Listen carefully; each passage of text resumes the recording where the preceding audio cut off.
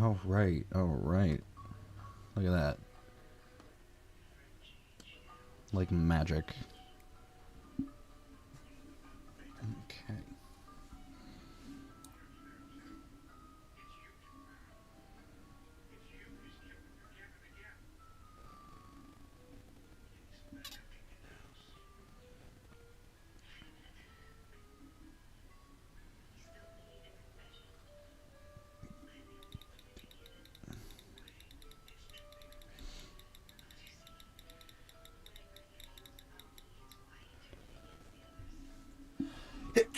Oh boy. Sneezing like crazy. All right.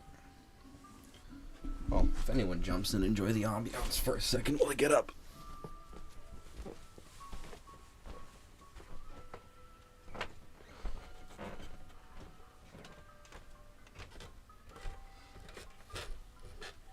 If you hear me talking upstairs, it's because I'm live streaming.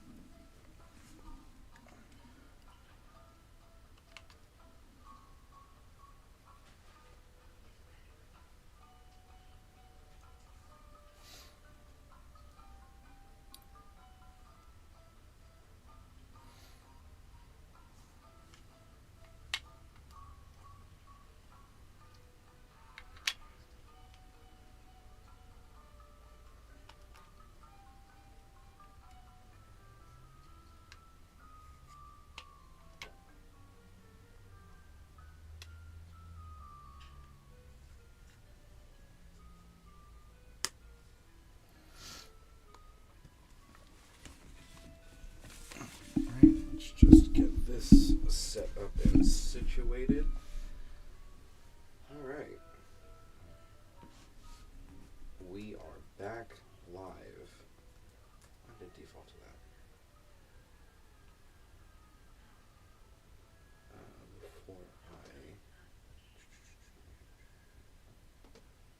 continue.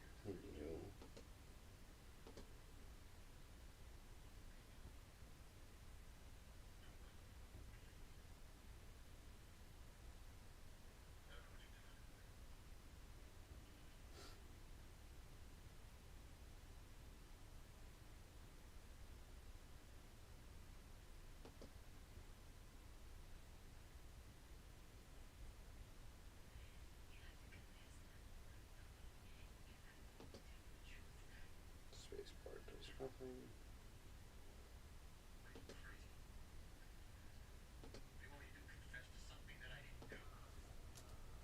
Cool. Alright, we are back in it for the Pokemon Leaf Green Professor Oak's challenge. Woohoo, let's fucking go. Obviously nothing crazy has happened. Just as a quick little update, yesterday we managed to get this lovely, beautiful bastard fully evolved. Very exciting times, I know. And today we are going to be at least focusing fire on getting my Pidgey all the way up to Pidgeot. That's going to be the main goal, and then we'll see what else comes our way because of the natural progress. Today's been pretty exciting so far. I don't know if anyone has seen the Nintendo Switch 2 Direct, but I definitely did. I was watching the live stream. I was actually in the chat for Bizabizow's stream of the, well, I guess coverage of the stream that she was doing with a couple other people, like Salty DK Dan, and it was a very fun stream to say the very least. Had a good time in that one. Very exciting games coming in the future. Obviously, you know, the stuff we knew about Pokemon Legends EA, and there was the new Mario Kart that got announced, Mario Kart World, Worlds, whatever it is. Looks fantastic. I'm also very excited. Yakuza 0 getting a director's cut. Let me just move my mouse out of the way here. Uh, Big fan of the Yakuza series as of late. I've been getting really into it. I actually recently just beat Yakuza Kiwami 1, which I got from my Nintendo Switch. I do have Yakuza 0 for the PS4, but I have not played it in a long time, so I'm going to have to jump back on that at some point in the near future, because I am really into the Yakuza series. I think it's so fun and goofy. The action is just so investing. I'm a big fan of the combat. Although that might be the Dragon Engine combat that I'm a big fan of specifically. Or not the Dragon Engine, the whatever engine they used for Yakuza 0, because I know that the Dragon Engine only started getting used with Kiwami 2, if I'm not mistaken. I don't know, I'm still very fresh into the franchise, so my knowledge is a bit more limited comparatively.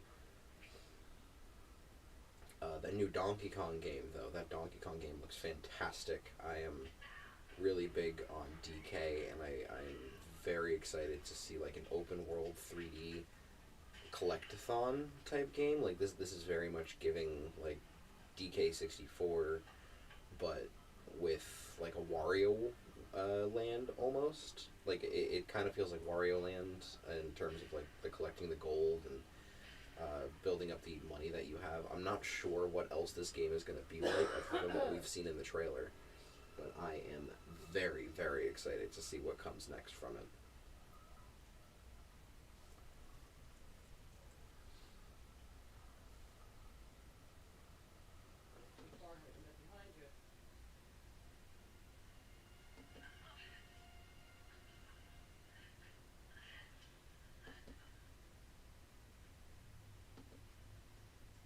Just go to my control panel real quick.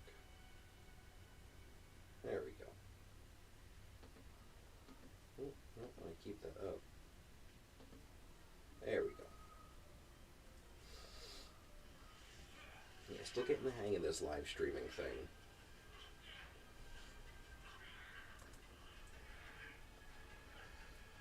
Ugh.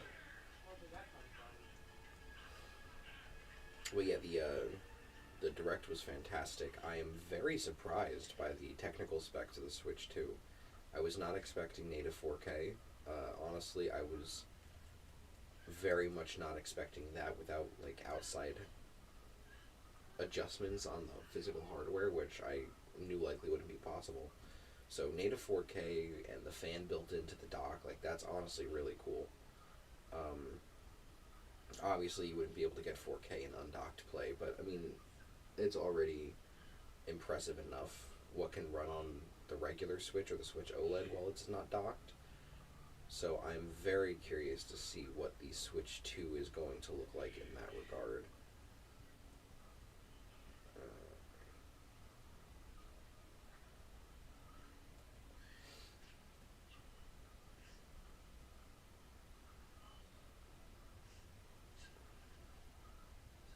And then what else? What else was big that they showed off? Silk Song, for anyone who's interested in Hollow Knight. I was not expecting them to just kind of shadow drop that Silk Song is coming to the Switch 2. Because what, that's the first news on Silk Song in like a couple years, I think. I don't know, I haven't followed the Silk Song development very closely. I only played Hollow Knight for, I want to say, maybe like 30 to 45 minutes. Not that I thought it was bad, I just didn't feel like I had the time to invest in it, and then I played like 5 million other games, so it's still sitting in my Switch library pretty much untouched. So I do have to re-download that at some point, because I would like to at least try and get into it. You know, I like my fair share of Metroidvanias, which that Shadow Labyrinth game, speaking of Metroidvanias, also does look pretty fun. Admittedly, Pac-Man Metroidvania was not on my bingo card for 2025, but it doesn't look bad. It doesn't. Let's see. Let me make sure that I am able to be heard well.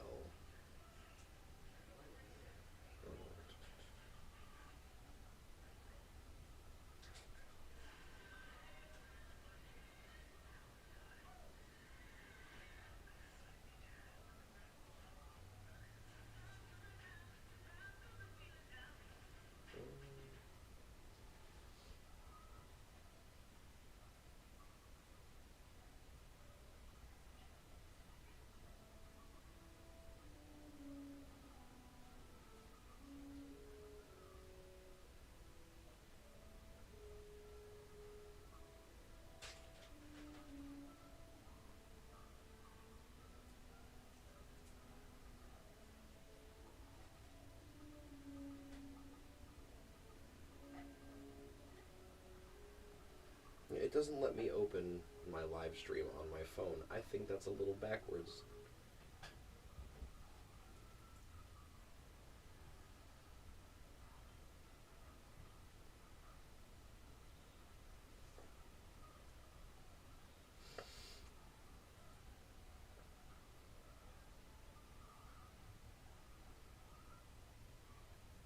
Okay.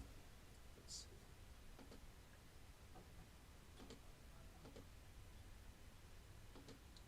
Give me 1 second here. Give me 1 second here. Today's been pretty exciting so far.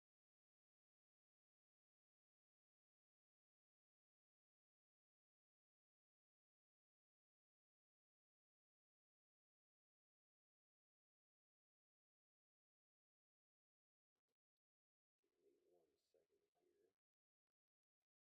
definitely did. I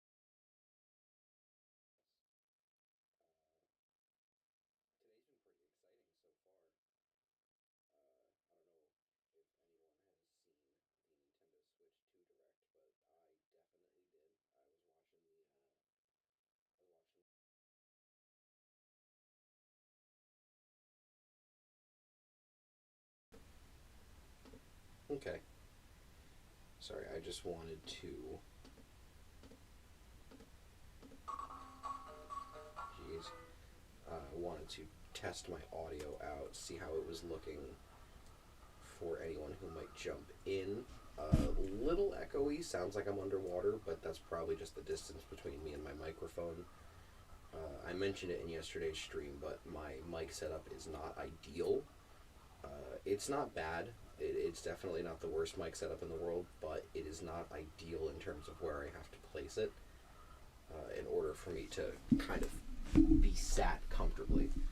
In fact, do some little micro adjustments here. See if I can at least make it sound a bit better.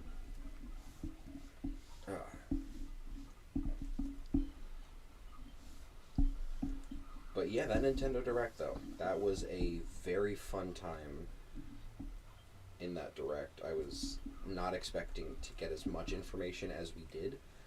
And for all the Deltarune fans too, Deltarune chapters 3 and 4. Very exciting time for you guys.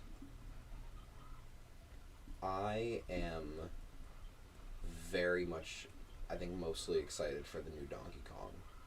I think that's pretty much piqued my interest. That and the new Tomodachi Life that they announced the other day, because that was a much bigger personal surprise for me. I am very excited for new Tomodachi Life. It's been like 10 years since the last one, and I played the shit out of the Tomodachi Life for the 3DS. There is, fun enough, there's a retro achievement set for Tomodachi Collection, the Japan exclusive DS game that came out before Tomodachi Life, which I very much would like to check that out at some point. That might be a fun like weekend stream type of game, just see how it plays, because I'm not sure how I can handle DS emulation on my computer, full stop. Like, my computer sucks ass. So, you know, if it works, it works. If it doesn't, you know, it's okay.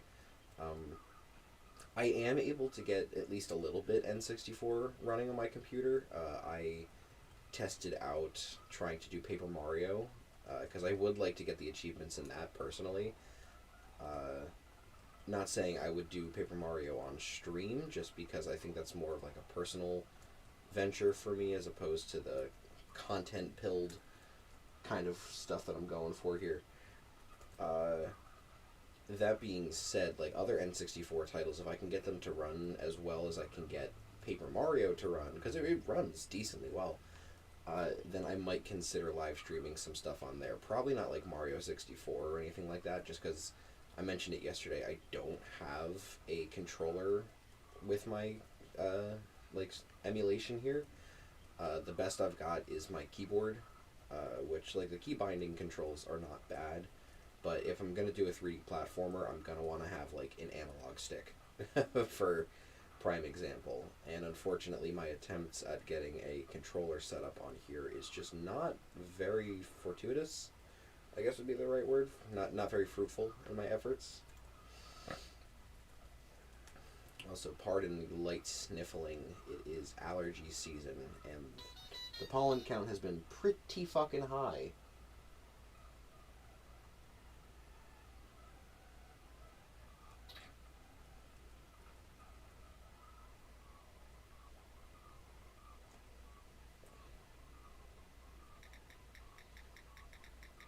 Sorry, my friend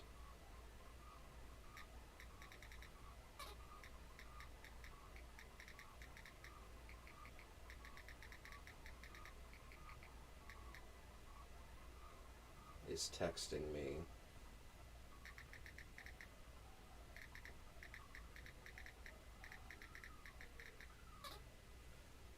Yeah, I don't know if anyone's experienced this. It might just be my phone because it sucks.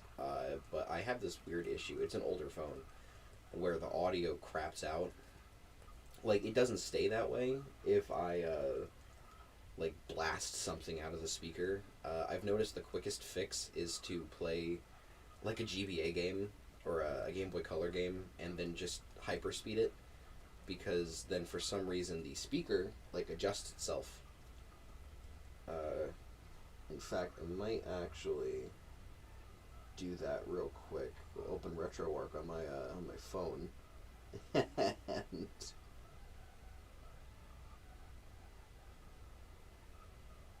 just fast forward it. So it's gonna sit fast forwarding next to me for probably like a minute or 2 minutes here, just so it's not crusty. But I can't for the life of me figure out why this happens. I noticed this started happening for the first time around like November, December, the last couple, like a few months ago, and it only like acted up like in the very early morning when I would be like getting up. My phone speakers would be doing that, and then if I took my phone outside, the cold air, I guess, for some reason made the speakers act up. But if I do this, it works just fine, and it doesn't have the issue when I put in earbuds. So it's not like an internal sound thing. Like, it's just the speaker is fucked. Which, like, I guess I can deal with that. It's not that big a deal, all things considered. But I would much rather this not be happening, just so I didn't have to do this every once in a while. Let me see how this sounded. And I fixed it. Alright. Cool.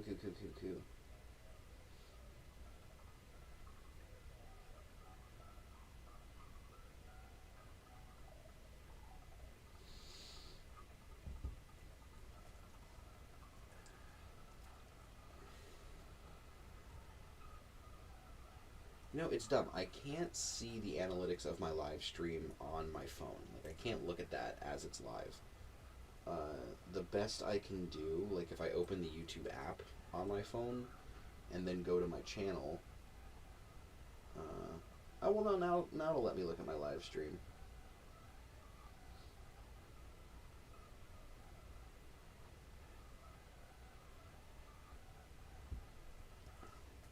Well, I'm gonna keep that running down there so I at least have a point of reference. I don't know why it wouldn't just let me access it before, though. Like, I had to watch it on my computer first, and now it shows up in my history bar on my phone. But I couldn't just go directly to it on my phone.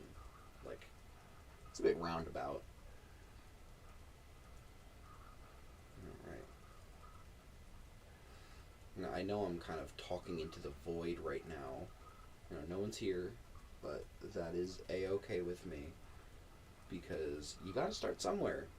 You know, I'm not gonna start with a massive following already being here and like, ooh, Pokemon, I want to watch that, because like there's 1,000,001 people playing Pokemon. I'm not original, I'm not unique, but at least in that regard, I'm not original or unique.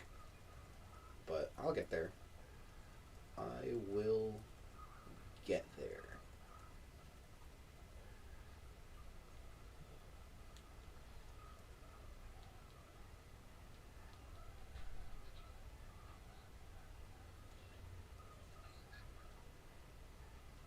Let's see. been streaming for 20 minutes. Not too shabby. Let me see if I can make the audio sound a bit better by moving a bit.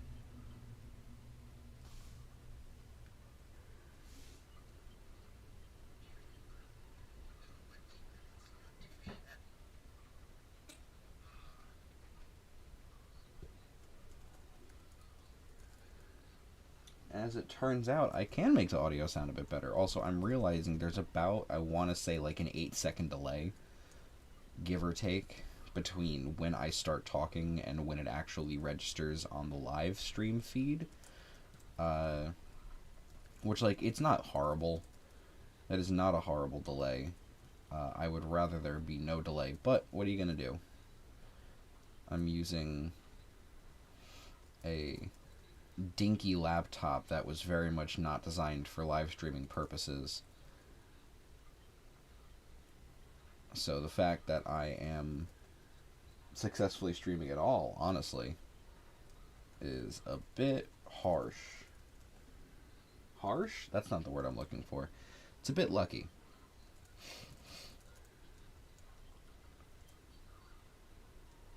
Yeah, I can hear my feed coming out of my phone. I just heard the dinky laptop line now.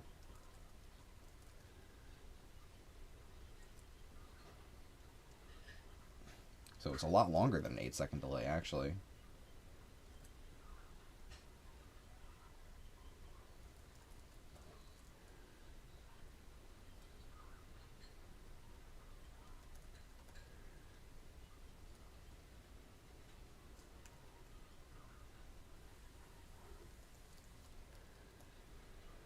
Okay.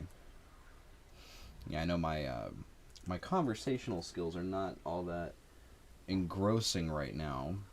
Obviously, nothing really is happening.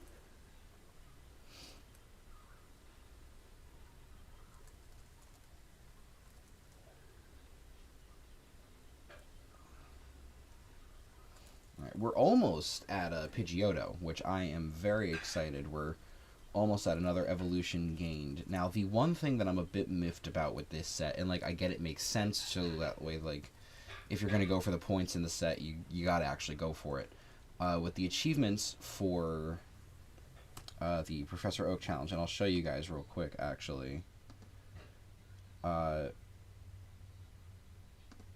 So, the way the points work is you don't actually earn any points on your achievements unless it's a final evolution. So, like, here, starter 3, you get 3 hardcore points and 85 softcore points, as opposed to the first stage evolution, which you get no points. Same thing with, like, capturing a Pokemon, no points at all. And then, like, when you catch all possible Pokemon in certain situations, gym badges also net you points. They net you the most points, actually, at 25 points a pop. And then when you register full habitats, you get 10 points for that. So, I don't know if anyone's familiar with the way the Pokedex is set up in Fire Red and Leaf Green, but they organize things by habitat, so you can see, like, which Pokemon live in caves, which Pokemon live in plains, and stuff like that. The sea habitat, I guess because there's so few, you only get 5 points. Makes sense. Blaine, you only get 10 points for that.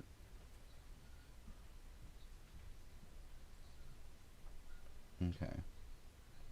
Also, it looks like the audio is, in fact, picking up some of the noise from downstairs. I heard my mother-in-law's ringtone go off. That's funny.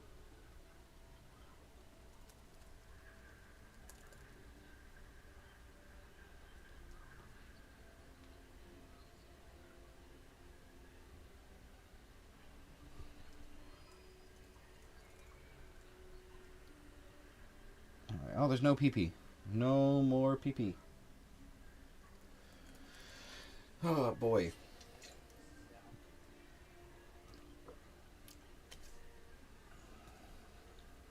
Well, thankfully, I'm at least dealing enough damage in a single hit where super effective isn't necessary. Still getting stab boost from the normal typing, which is good.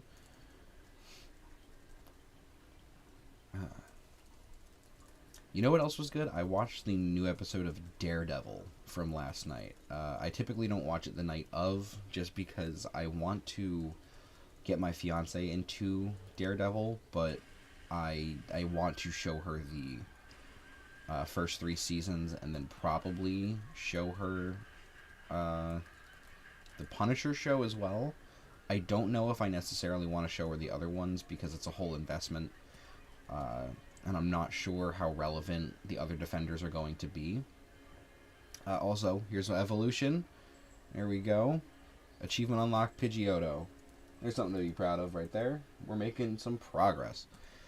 But yes, the other Punisher shows, I'm not sure how relevant they're going to be going forward. I know that recently the guy who played the Iron Fist, Finn Jones, he's been uh, talking about stuff, and people have been talking to him about it. Like, he would like to come back to play Iron Fist, and I feel like he should at least get a fair shot, because I know the writers really kind of did him dirty. He's not a bad actor. I think that he just had bad direction.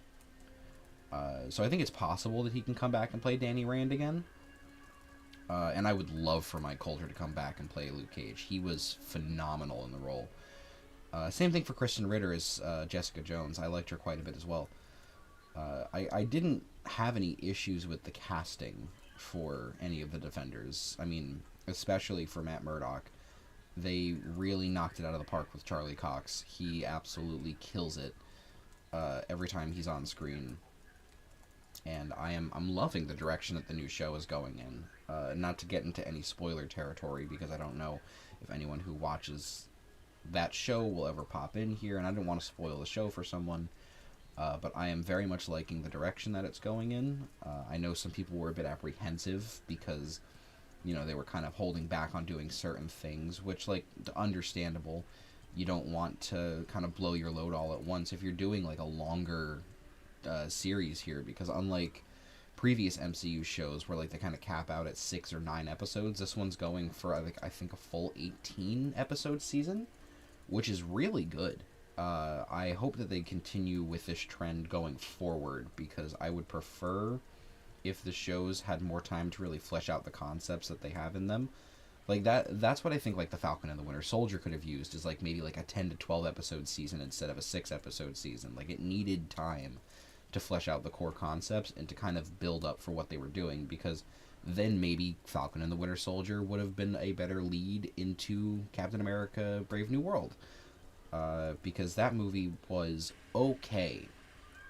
I mean, it wasn't bad. I thought it was perfectly passable as an MCU schlockfest. I can't say I was all too much excited for it, and it really was just a sequel to The Incredible Hulk from 2008, more than it was a continuation of Sam Wilson's story, which I think was the main bit of divisiveness for me. Because it wasn't bad, but it wasn't great. Like, it was kind of just it was okay. It was an okay movie. I think I much prefer the other 3 Cap movies. Not to say, like, I have a problem with Sam Wilson's Captain America. I do quite like Anthony Mackie. I think he's a solid actor. I think my main gripe is that he hasn't been given enough time to be Captain America and kind of show how he is as Captain America. Like, we're getting a lot of good stuff. I think we just need more time with it, is my main draw, because I would like to see him do more and really kind of, like, make the character his own.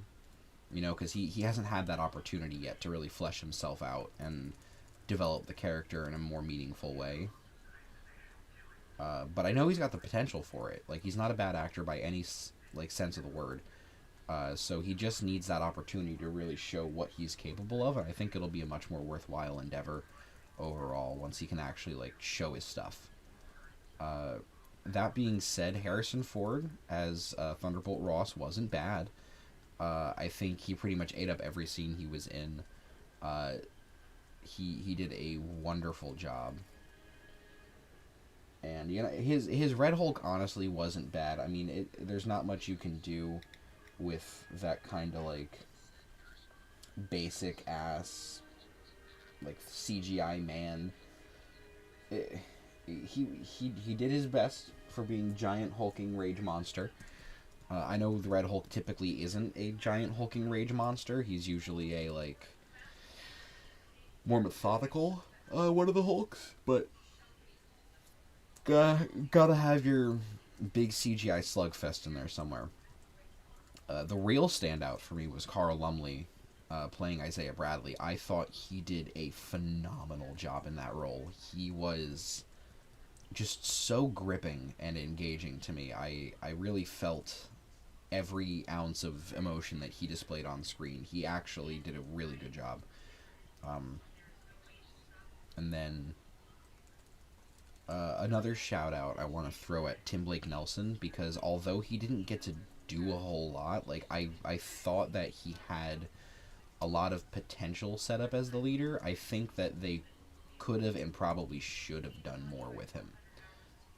If I'm being honest, or like save the leader for like maybe like a World War Hulk situation, because I feel like they're kind of setting up towards that.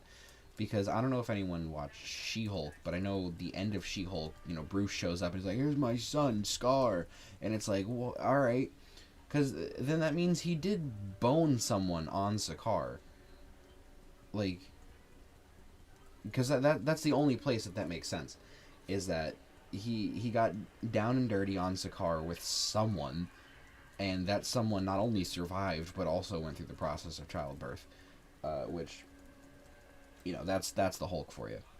Uh, I'm just curious how they're going to handle that, if they're going to handle that, because for all I know, they could just drop the plot point entirely. Marvel is not against dropping plot points just when they need to, considering, you know, they completely ditched the Kang storyline for Doctor Doom, which, I mean, in their defense in that regard, they kind of had no choice, because what are they going to do? Just recast Jonathan Majors? Like, they banked on that man being the like central face of the next like two sagas in the MCU. Like they put all their eggs in that basket, and unfortunately they did not last. uh I know he's trying to make a comeback right now, but at the same time, like, there's really not much he can do, you know, going forward. I feel I feel like there's a little too little too late in his regard.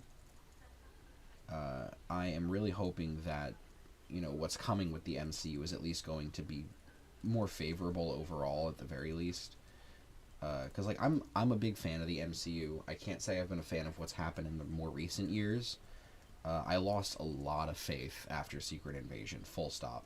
I was not happy with that. I thought it was really bad, and it kind of turned me off from the MCU for a bit there. But, you know, Deadpool and Wolverine happened, and that was fantastic. Daredevil Born Again is continuing to be fantastic. I really liked the Friendly Neighborhood Spider-Man cartoon. I thought that was a really good, like, separate continuity thing that they developed. What If Season 3 was a bit of a letdown? And I haven't watched Echo. I know it kind of ties into Daredevil Born Again. Like, I watched the first episode, but I kind of just got, like, I don't know, I lost interest pretty quickly. It didn't feel as engrossing or engaging to me, though I feel like I probably should watch it, because it seems like they're kind of setting up for, like, a new Defenders, maybe, or maybe, like, a Midnight Sun situation. Uh, I don't know. I want them to do more with the characters they have and help flesh out the characters they want to bring in, and I feel like they're doing a good job of that. This isn't much of like a spoiler, but there's an episode that just happened, episode 5. Oh, excuse me. Episode 5 just came out last week. They did a double episode, and they had a guest appearance from the guy that played Kamala Khan's dad in the Miss Marvel show, as kind of like a main character for the episode. And that's like the kind of stuff that I want to see in the MCU. Like, this is a world that is lived in by all these other people. Like it's entirely possible for someone to be walking down the street and to bump shoulders with like one of the heroes that's usually flying or swinging through the city. You know, I like that idea, and I like that concept, and I hope that they see the positive reception of Daredevil Born Again and decide to kind of run with that, because I think you could do a lot with kind of like engaging the world and making it seem lived in and fleshed out. Uh, Now, speaking on that a little bit more, I am very much optimistic, but still being cautious about what is to come with the Thunderbolts movie. For a bit of context, I am a fan of the Sentry. I actually had one of his like big trade paperback books when I was in middle school. I had like a whole collection of Marvel comics and DC comics, and one of them was uh, like a book for the Sentry. Like it was his main story. I want to say like a good couple of issues were printed in there, and I fell in love with that character because I didn't know about the quote unquote Marvel Superman. Obviously, I know there's other ones like Hyperion and stuff like that, but like this was to me my first introduction to a Marvel Superman type character, and to see him get developed and put into a movie, and like we're gonna see him in the Void. I'm very excited for that. And for anyone who doesn't know comics, sucks to suck, I guess, because the Sentry fucking rules. Uh, no, but seriously, I'm looking forward to what's to come with that, and I'm hoping amongst all things that they actually pull it off right, because like you're having probably inarguably one of the strongest characters in Marvel Comics history, uh, going up against a bunch of street levels. Like, not to, knock people like the Red Guardian and the Taskmaster, who, but they're not really capable of fighting the Sentry like in an actual fight. You know, Bucky Barnes is not holding his own against a guy that regularly goes toe to toe with the Hulk and comes out on top. Like, that's not happening. So I'm curious how they're gonna handle him, because like, his power is reality manipulation, his power is super strength, his flight is literally whatever the fuck. So I don't know. I'm just unsure. I'm unsure of what's to come. But I am optimistic nonetheless, because the trailers keep looking good, and I'm a big fan of like the tone that they're trying to set with everything, and I'm hoping that it plays out in a very fun and enjoyable way, for not just fans of the MCU, but like fans of the comics and fans who are looking forward to the Sentry making his grand arrival. I know, like in a similar vein, I know some people were disappointed by Adam Warlock. I personally wasn't. I thought that Will Poulter did a fantastic job in the role, but I also can understand the apprehension that a lot of people had. He definitely didn't play him like the traditional Adam Warlock is like displayed in the comics. He's not this like self-serious, basically demigod of space. Like, he's just an unfinished project, and he's kind of dumb, but like in a himbo kind of way. Like he's Kronk if he were gold and had magic powers. That's how I feel Will Poulter's Adam Warlock was. He's not bad at all. In fact, I quite liked him. But I also can understand where people would kind of have like an issue with it, But yeah, everyone's entitled to their own personal opinions and their own feelings on media. It's entirely like personal for everybody. There's no one right answer on, oh, this character is good, this character is bad. You can say a character was poorly written, but at the same time, you can't. Excuse me. You can't discount someone's personal emotions and feelings towards those characters. So even if someone wasn't written well, you're still able to find enjoyment out of it. Like, okay, prime example. Staying in the Marvel track, I think Morbius is a horrible, poorly written schlock fest of a movie that is just not good. I also personally love Morbius because it is so bad that it kind of doubles back and becomes hysterical. And like I I love it. I enjoy watching Morbius, not because I think it's a good film, but because I think it provides a good time when you're watching it. And I think that's the most important part about movies, and people seem to have missed that these days, especially when it comes to like how the internet has taken into the critic culture. Movies are meant to be enjoyed.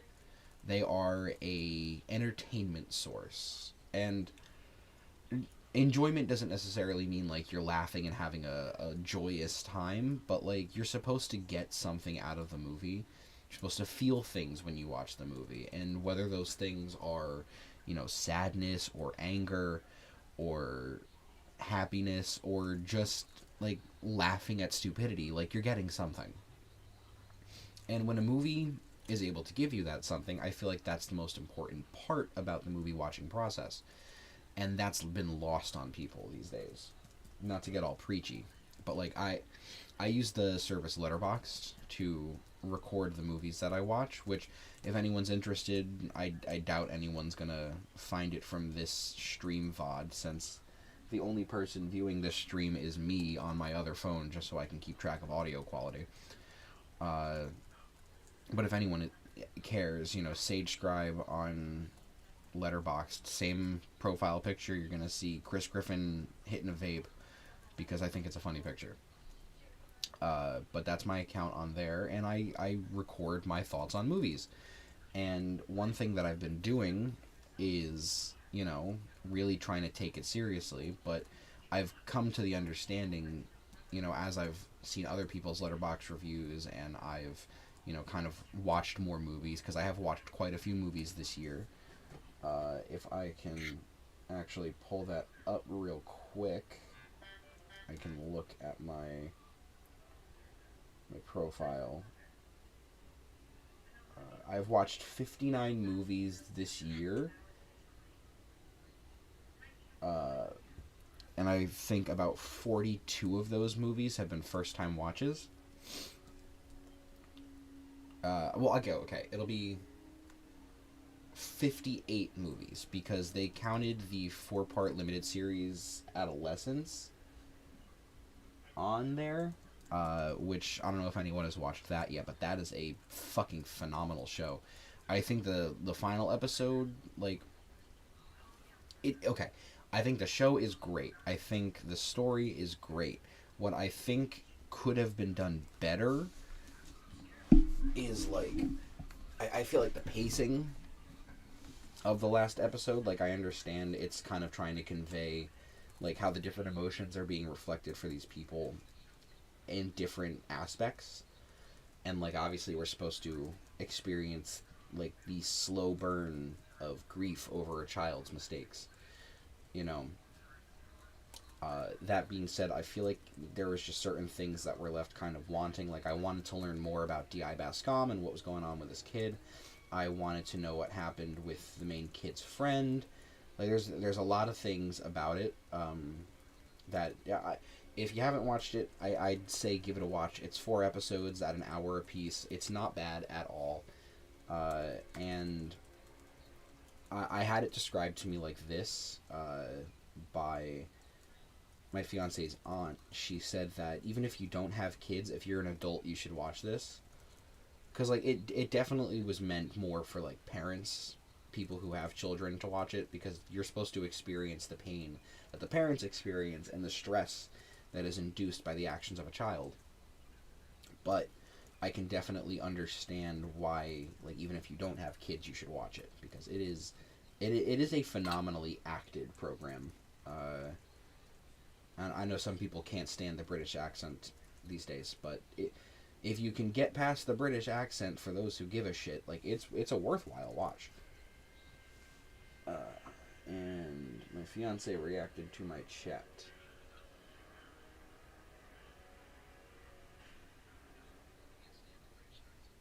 Okay.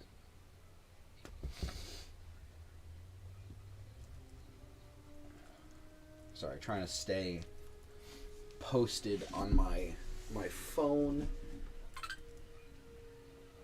and keep my attention on the game at the same time. My friend sent me a snap.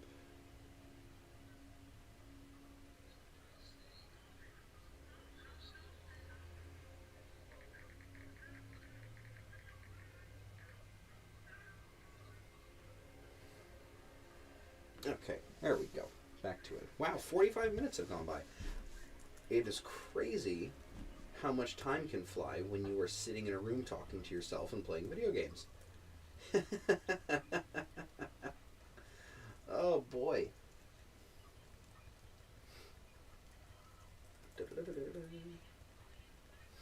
So where was I? I was talking about adolescence. Yeah. Watch it if you haven't. Watch it even if you don't have kids, or like if you're at all interested in the goodness of television, because it is phenomenal TV. It's on Netflix. If you don't have Netflix, you know, the 7 Cs are always calling. Lord knows I do that quite a fair bit. Yeah, give it a good go.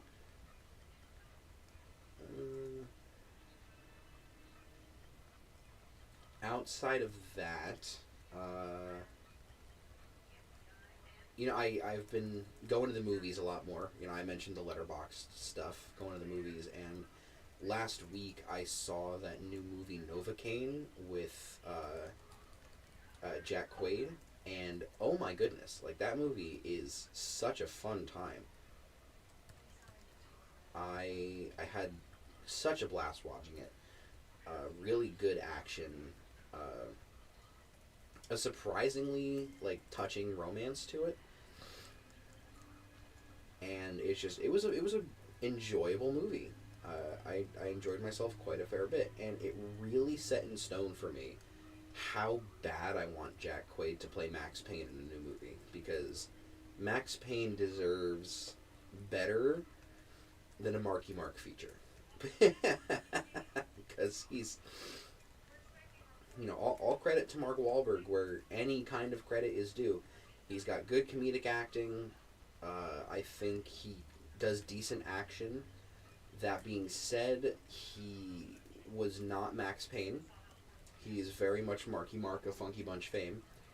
And I don't know, this is... I can't take him seriously as Max Payne. I know him as the guy that said if he were on the planes during 9/11, things would have gone differently. Like, he talks with such an air of confidence and a bit of arrogance there. I'm just not fond of that. That, and, you know, he's a racist, but we don't need to talk about that part either. His whole, what was it, beating a Vietnamese guy with a baseball bat? Oh, boy. Still famous after that, by the way.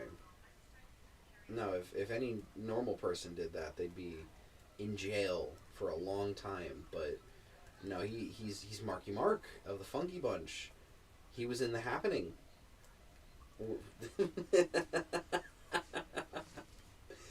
Oh, another bad movie, by the way.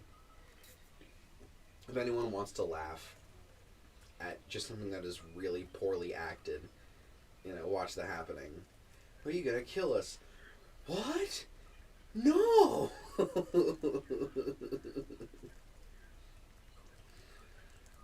Oh, boy. Oh, we have two watching. I have the strangest feeling that one of these two is my fiance, because I know one of these two is me. And I know she likes to throw on my stream even if she can't hear it, because she's at work. But if it is her, you know, shout out to my lovely wife-to-be. Can't talk. She gets to passively be present for me murdering the entire population of a forest. It was mentioned in chat yesterday, but there are going to be no butterflies and no wasps left after I am done with this place. All gone. Finito.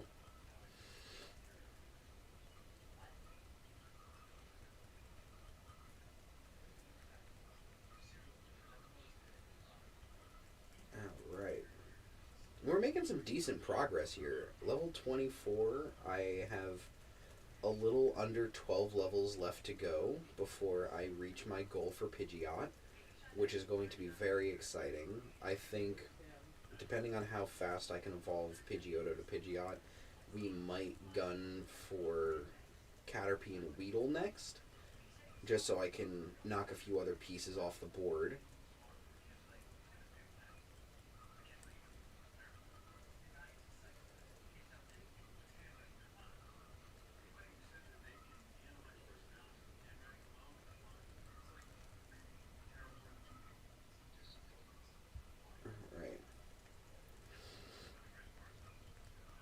almost hit the hour mark on the stream, which is pretty good.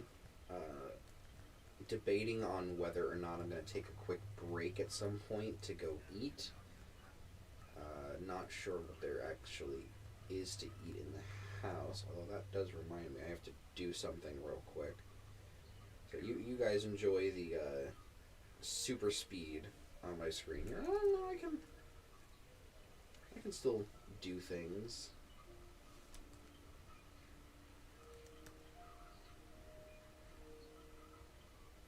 Okay.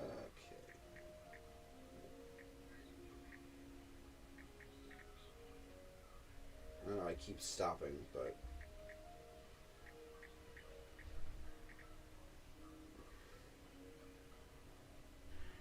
forgot I have to do a thing here. And continue.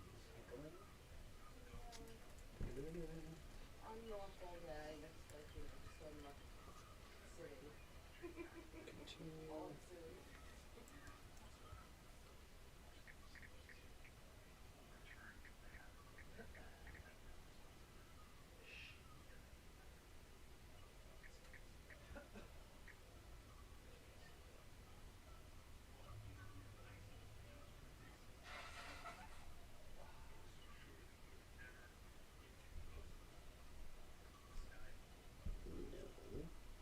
Yes, yes, no. No, no. No, yes. Cool. Okay.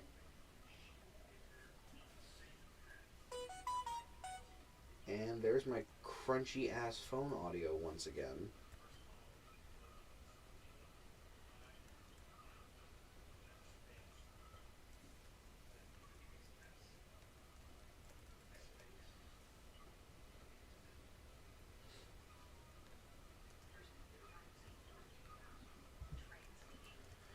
Okay. We are back to it. Fucking great. That's a great, great way to start things out. Okay. Yep.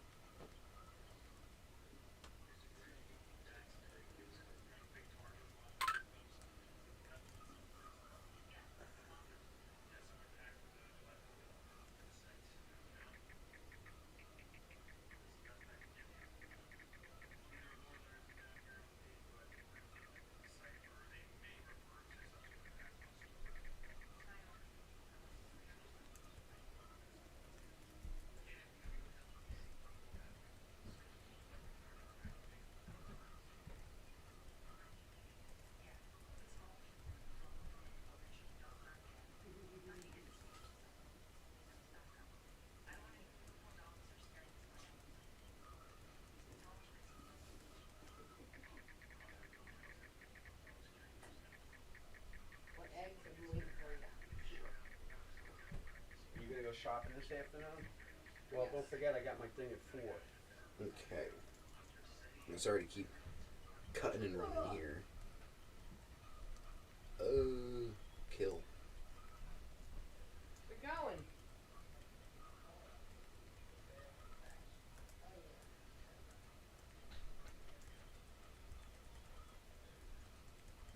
Alright. Level 25. I want to get to level 25, then I will go heal.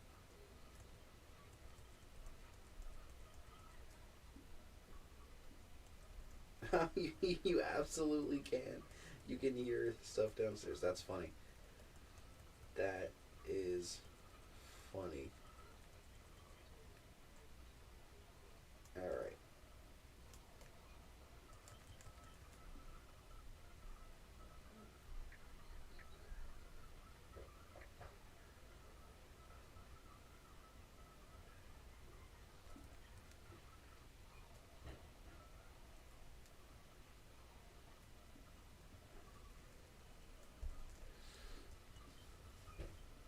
Alright.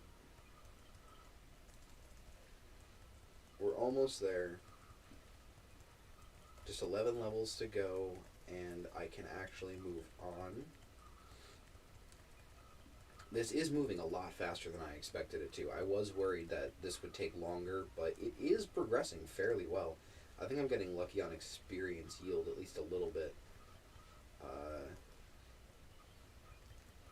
Let's actually see. What is the in-game timer saying? 11 hours and 48 minutes. I definitely haven't been playing it for that long.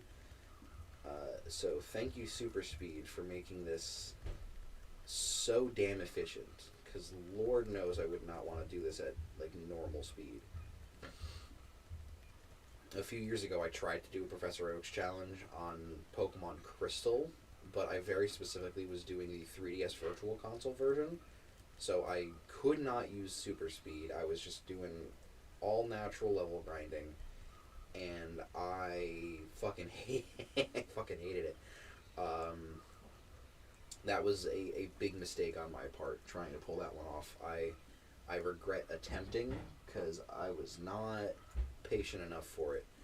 The ADHD hit a little too hard on that one. Surprisingly, the ADHD is not hitting nearly as hard here as I would have expected it to, because I do have a penchant for, you know, wanting to do other things while I'm doing things. But so far so good.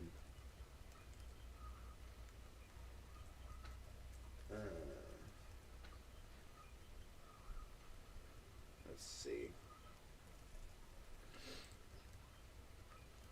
Making waves. What else is there to talk about?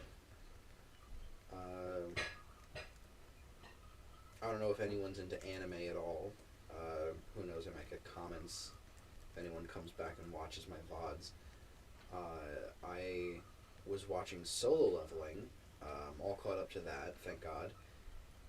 Fucking phenomenal show. I know some people try to clown on it because, like, there's no substance beyond the quote-unquote aura farming, but, like, I feel like that's the people who are listening to the fans of the show and not actually paying attention to the plot of the show, because there is definitely substance to it. Like Sung Jin-woo is not this all-powerful, unbeatable type. You know, he constantly makes comments about how, like, he got really lucky with Igris managing to take him out and get him. Like, he still thinks that Igris could probably beat him. He struggled against the Demon Lord from the one dungeon that he did. You know, that was not an easy fight for him.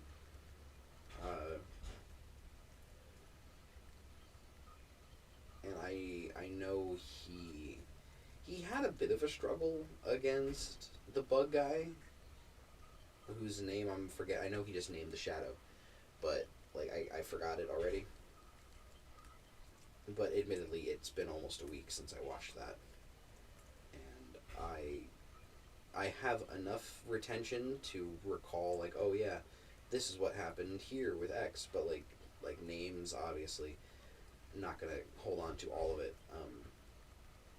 But the show is looking phenomenal. I'm really hoping season 3 is sooner rather than later. Like, this isn't some Invincible situation. I don't want them to crunch. You know, I really don't want them to rush out the production, try to get ahead of release dates and stuff, and, you know, force their employees to overwork themselves, because I am very much not a fan of crunch in anime, in the video game industry. Like, I would like works to come out at a reasonable rate where it can look fantastic and be fantastic, but also not, you know, completely force employees to spend like 30-hour days, you know, because I know the anime industry is pretty fucking toxic over in Japan.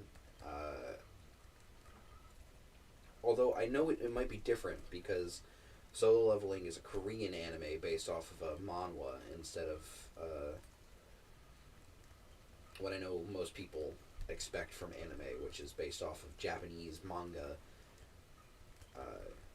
So it is at least hopefully run a little differently, but again, I also know that Korea is not opposed to, you know, that kind of work culture. I mean, just look at the idol culture in K-pop groups.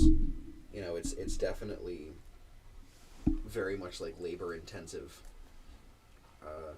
And outside of mandatory military service, I know they don't have to do much. No PP. No PP left.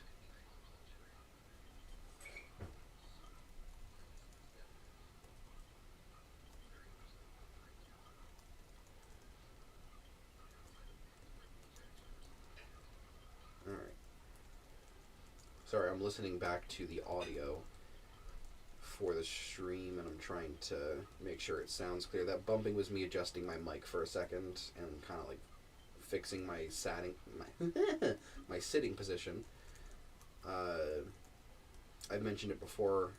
I'll mention it again just because I don't know who's going to listen and where. But I don't have the most ideal setup for my situation here. But I am working with what I got and doing my best with it, and that's really all that matters. No PP. There is no PP left for you, sir.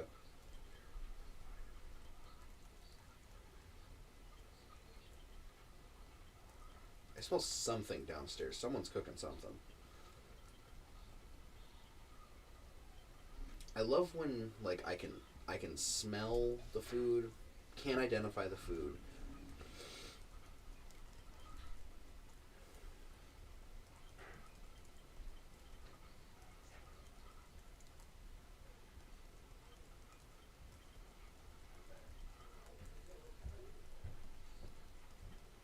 All right.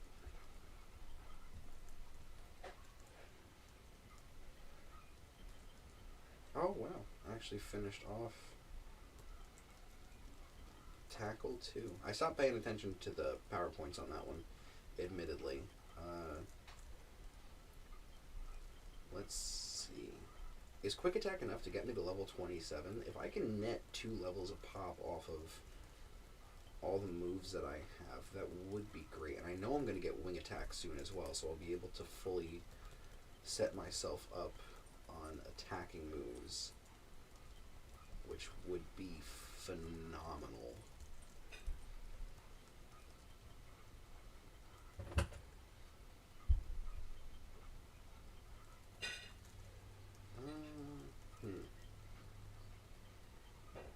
It's looking less likely that I'm going to be able to get the full shebang here. But if I get lucky, I get lucky. Yeah, that's not gonna... Oh, alright, that did one hit.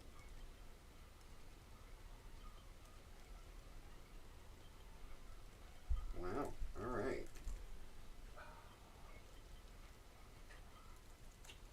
Okay. We're making some headway here.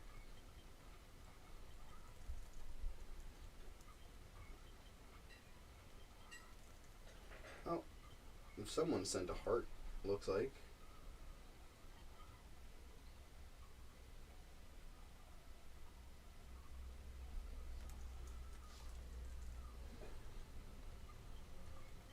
First bit of chat interaction, always fun. Thank you for the heart. Love the support. Yeah, no, I'm definitely gonna have to heal and get my PowerPoints back.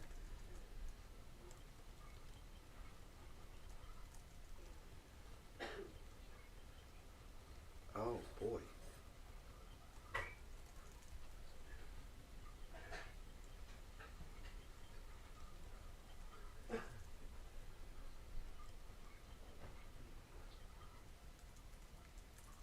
Alright. 5 more uses of Quick Attack, and then I have to go back to the Pokemon Center. I got close. I got close to filling out up to level 27 here. That would have been good. Last one. Alright, and we're out.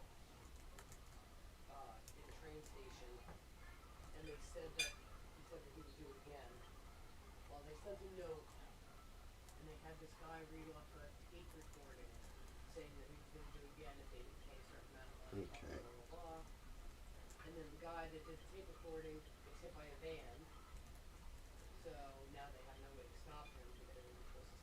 Oh boy, you can hear all the sounds downstairs. Hang on.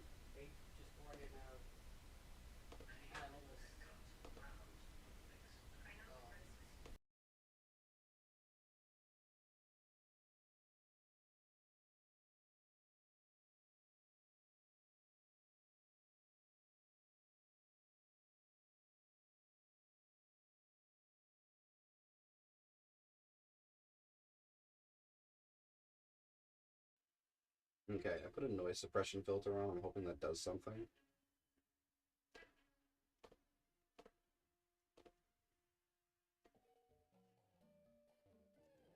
Because I would prefer if you guys didn't have to hear plates clinking.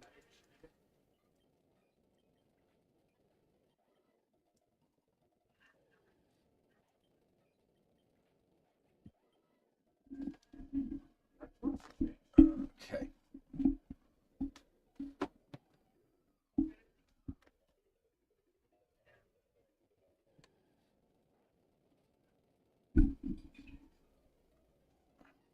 Let's see.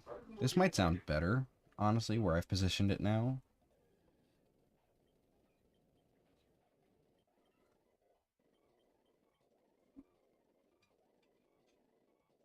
Lower the volume.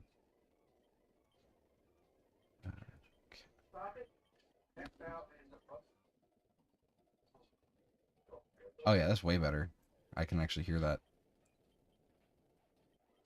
Good, good, good.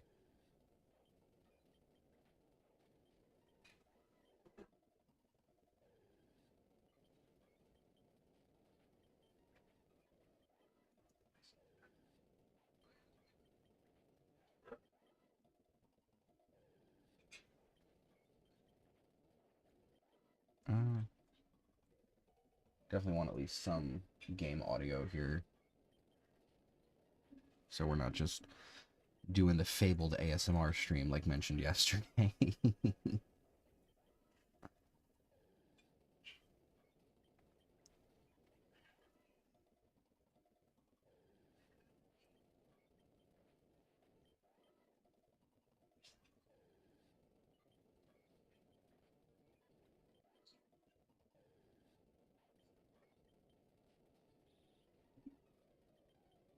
All right. Let's see. Been going for over an hour. Let me just fix that a bit. Hour 9.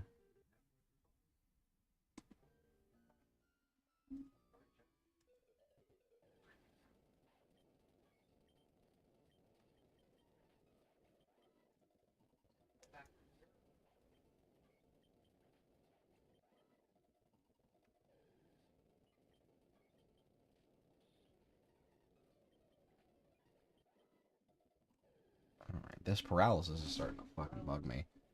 You should go all the way down.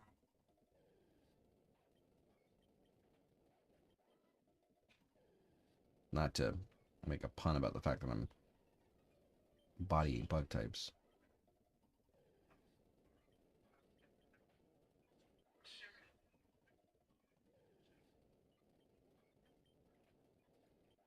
Really wish you couldn't hear the obnoxiously loud people downstairs.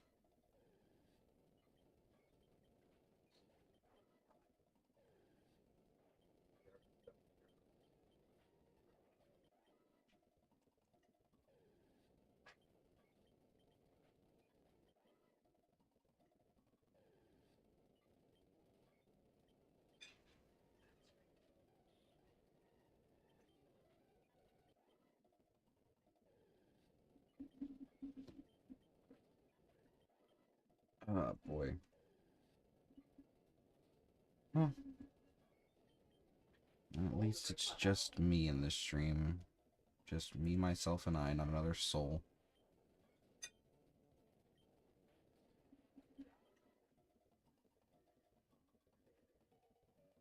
Of course, I had my mouse on screen for longer than I would have liked.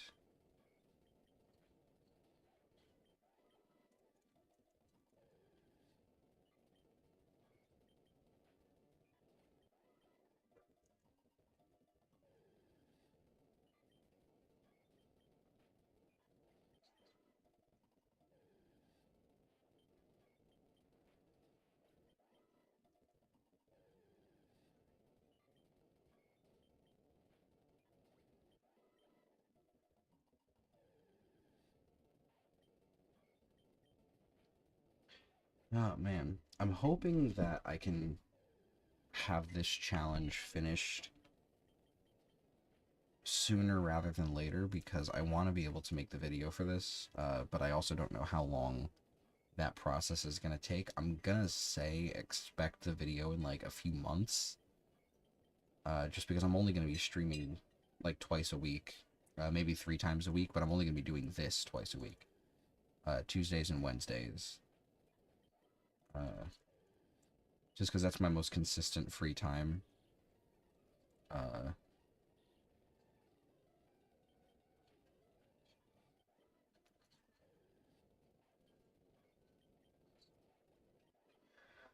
yeah, so the challenge video itself will probably be, I'm going to say like maybe end of June, maybe July, somewhere in there. So what, 2 streams a week? I'm doing this for a couple hours at a time. Most of the major Pokemon are gonna be much easier to tackle once I get further in. Just because obviously higher experience yield means higher likelihood of getting through this challenge fast. The one that's going to be troublesome is likely going to be going up against a what the fuck is it? Trying to level up my Dratini all the way to Dragonite. Just because obviously Dragonite is a big task. What, level 56, I think? Which, like, thankfully I can get Dratini relatively quickly once I gain access to Celadon City, because I will be doing the Nugget Bridge exploit, where I can farm infinite nuggets off of the Rocket Grunt there. I'm going to do that. I'm going to sell all those nuggets, and I'm going to have enough money to, like, just outright buy all of the Celadon Game Corner Pokemon without having to actually play the slot minigame. Because, you know, as fun as playing a slot machine minigame in Pokemon can be, I also know that it is just way too tedious trying to do that over and over and over again to get all the money necessary. It's much faster to just do the exploit. Oh boy. Wow, paralysis, just keep it up.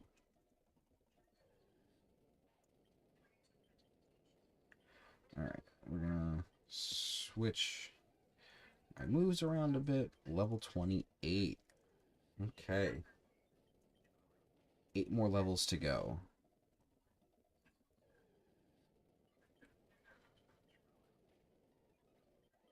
Give me 1 sec here.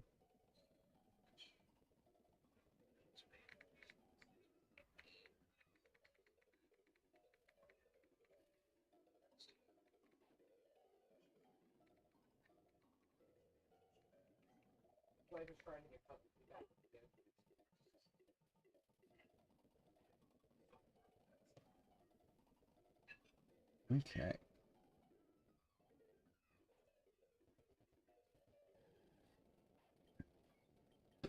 Excuse me.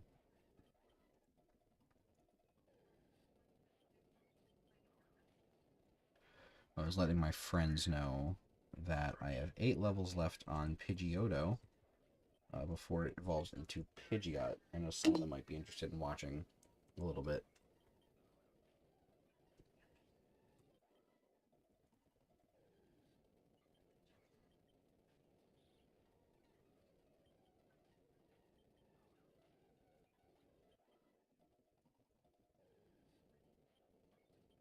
All right.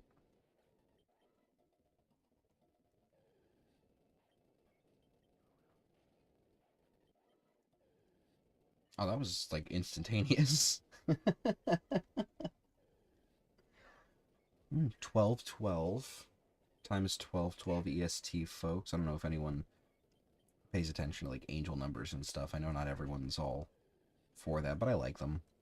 I like looking for them.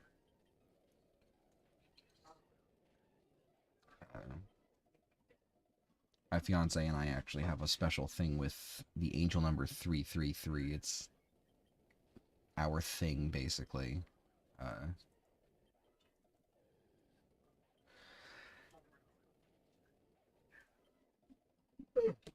Oh boy. I did not sleep amazing last night. I can say that for sure. My sleep did not come very well.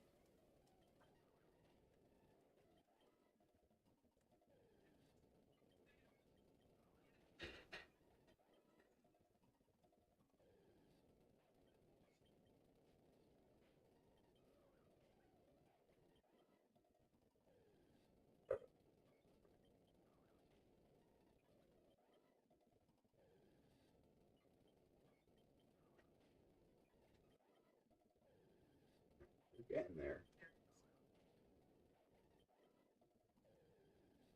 I'm curious, what wing attack has 35 power points? Does. Okay. So I think it's possible I can get the level up there before I have to heal again. I got the other stuff too.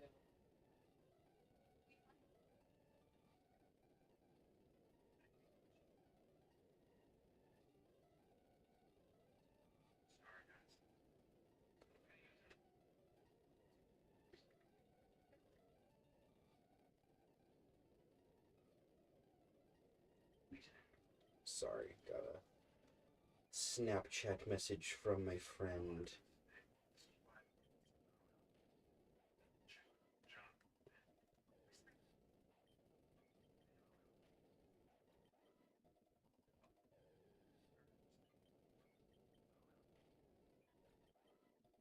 I think it's gonna end up with that.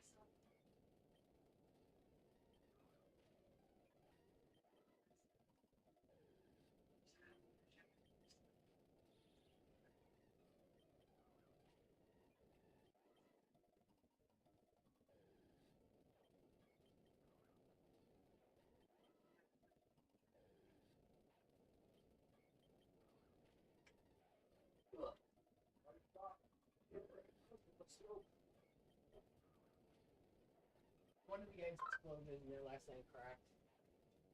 Can you please stop talking about this, dude?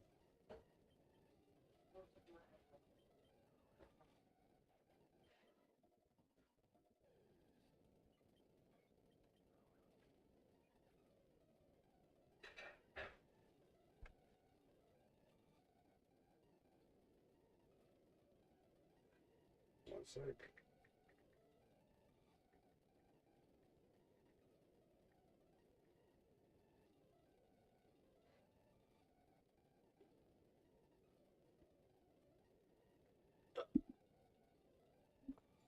Okay, back to sitting up straight. Well, as straight as humanly possible, given that I don't have a chair to sit in.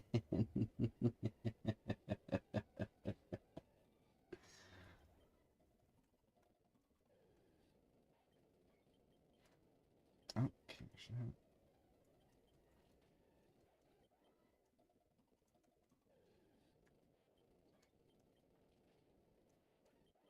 Right. I have a feeling I'm actually going to get to level 29 here. Just with the rate my experience is going up and the amount of uses of wing attack I have. I think at the very least I'm going to get really close. But at the same time, it really depends on which Pokemon end up showing up here. Just because I know that it's entirely possible I get a bunch of duds and, poor experience yield.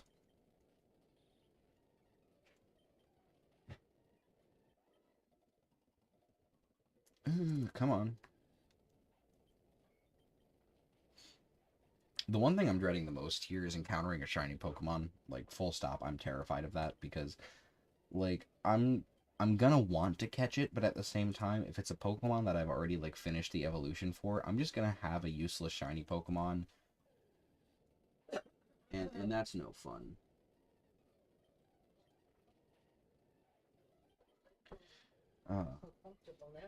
Shout out to my friend Kimiko Lee for the subscription. Thank you very much for being my 5th subscriber. Very awesome. Making it up in the world. We're getting there.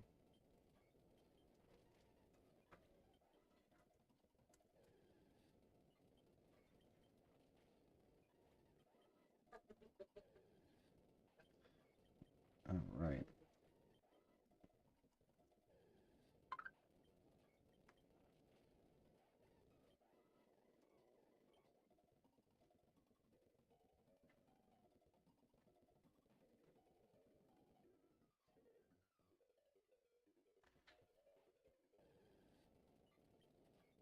Oh, we're at 3 watching. That's lovely. I think the most I had was 4 yesterday. 4 viewers active. Uh, oh, well, there you go. Look at that. 4 people. All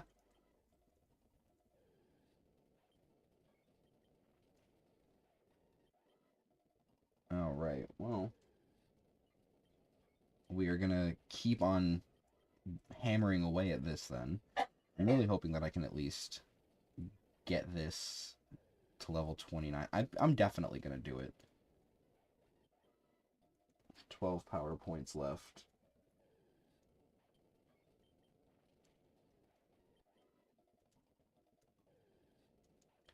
Come on. We're almost there. We're almost to level 29. 7 levels.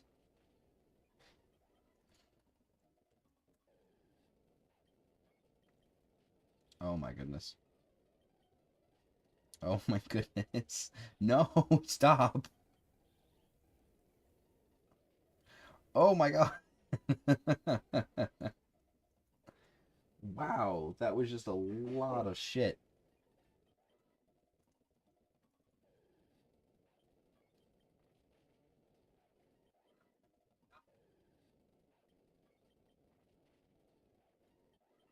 All right. Level 29. Thank God. All right, we're going to go heal. We are 7 levels away from getting a Pidgeotto to a Pidgeot, because who doesn't love watching this just repetitive stream of content?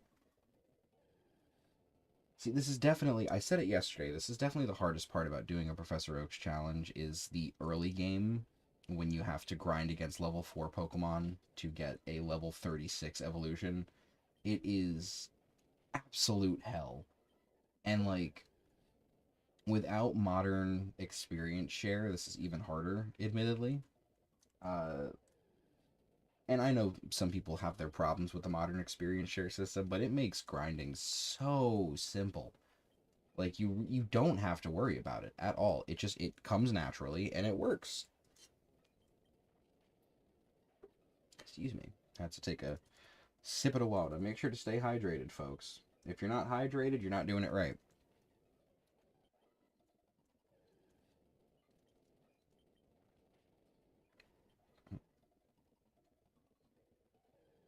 It's real cloudy out today, I'm noticing. I don't mind the cloudiness though, honestly. I think I prefer it over to like blaring sunshine coming in through the windows, or like just it's supposed to be hotter tomorrow. I think it's supposed to be like 72 or 74. I remember my fiance mentioning. Uh so that's going to be a blast cuz I don't mind the heat. I think I prefer like a temperate kind of like cool air. Uh I'm a big fan of like a nice solid 67, 68 degrees, a little breezy. Perfect weather to go outside and just enjoy the environment. And for anyone who partakes in the dank, uh, great smoking weather.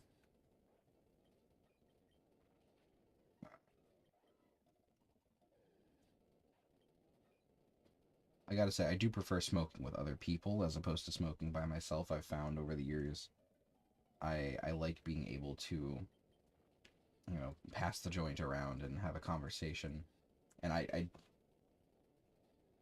don't know. I feel like it's a good social activity as opposed to a solo activity. Like, I don't know. I think there's different benefits, I guess, pluses and minuses to the whole smoking by yourself versus smoking with other people debate. So it really depends on personal preference. I think I do prefer smoking with other people overall, just because I like to talk to people and I like to, enjoy people's conversational presence when it comes to smoking, especially because like I feel like that adds a layer to it. It feels more personal. It feels more like I'm sharing in the experience because I do like sharing experiences with people. I think that's the main thing I do to get to know people is sharing an experience with someone. Not necessarily smoking all the time per se, but like I enjoy watching a movie, or if I have a similar interest in video games, television, books. I like sharing that experience and sharing our shared experiences. Things that we've both experienced and how they made us feel and stuff like that.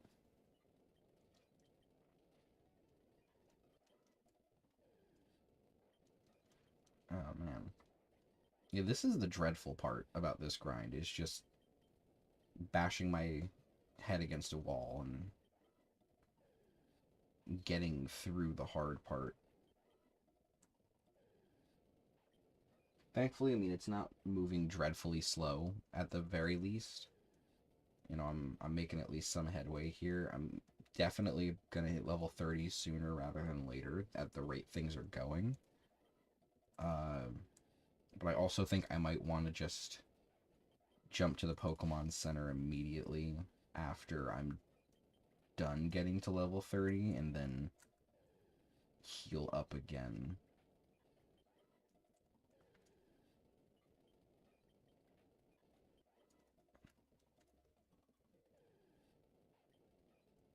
Oh, Gus has 35, Tackle has 35. So that's 70 individual hits that I can get off. 70 KOs. I'm very curious then what the experience yield on 70 individual fights would give me.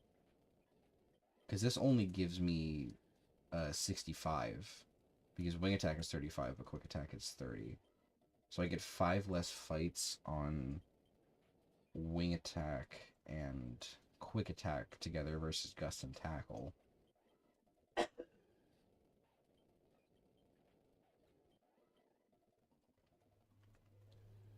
Yeah, I'm definitely going to have to switch over to another move before I hit level 30, which I think is the main issue. I'm definitely going to have to go and heal to get my moves back up to full.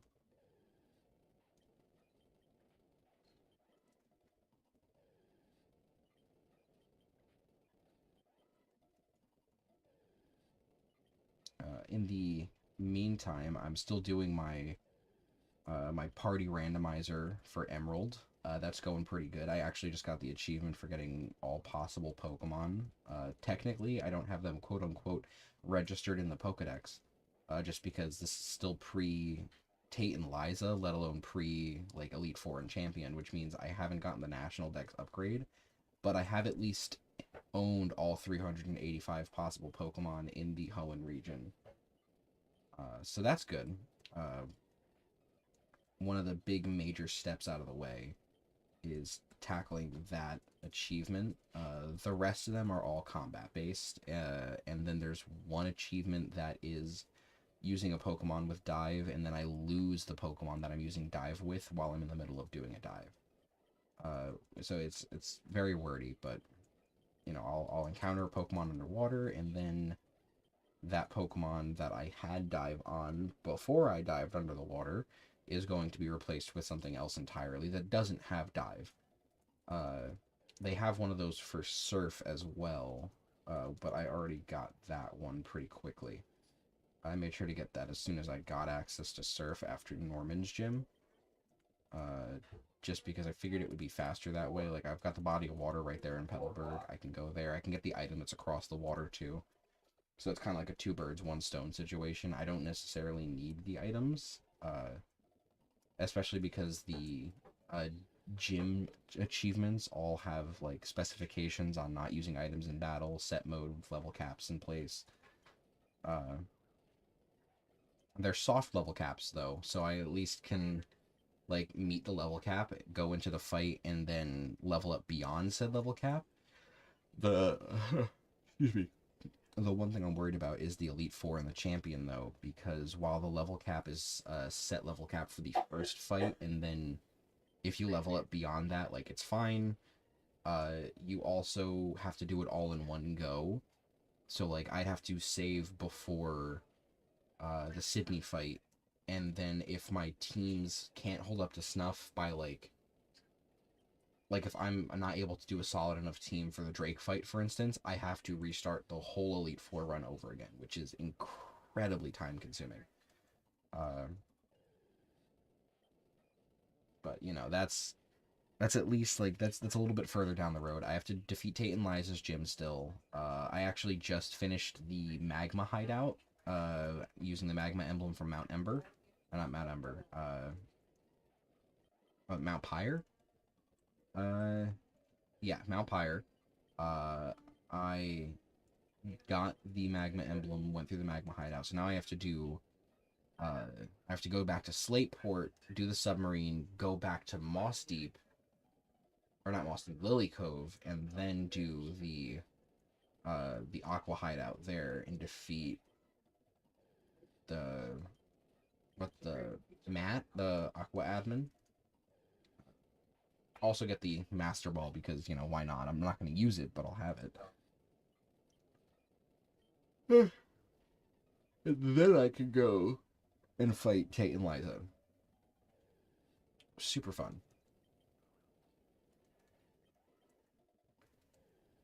But I'm hoping that I at least have an easy run with them. The double battle aspect, I think, is going to make it a little bit easier, personally. But, you know, we'll see when we get there. I mentioned it yesterday, but that one's like my personal retro achievements stuff, because I'm going to separate, you know, like I'll play games on my own versus on stream, just so I can, you know, still get some enjoyment out of retro achievements when I'm not mindlessly slamming my head against this wall here.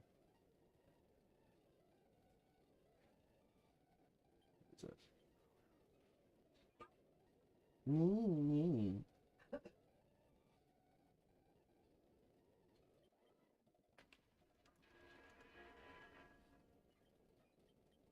Oh god, my feet are falling asleep.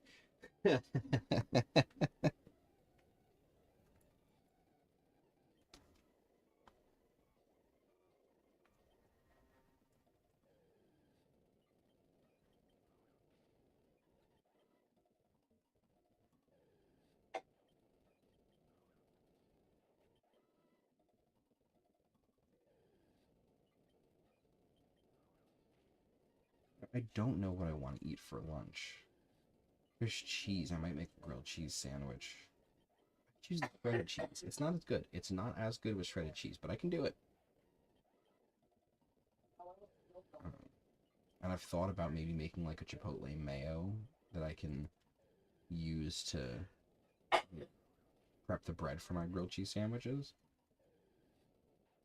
Because I do like a little extra kick with my food.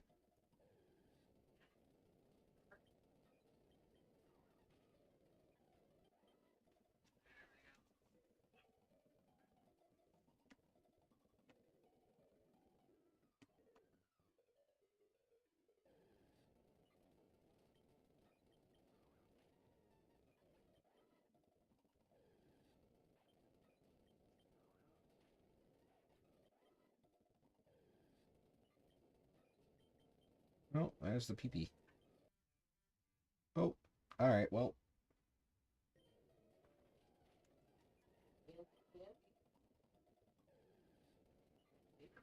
Full screened it on accident.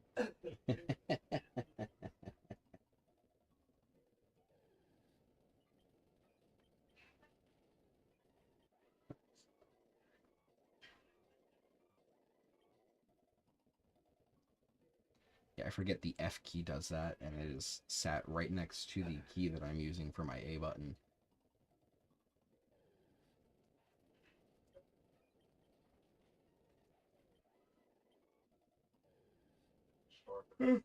Excuse me. Goodness.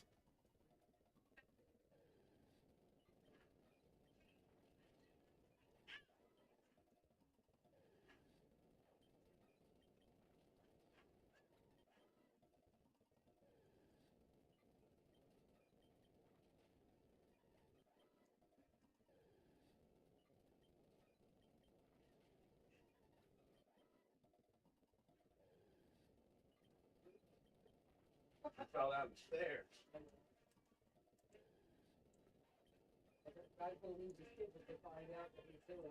I think I might actually take a break after I hit level 31 here, just so I can go make some food.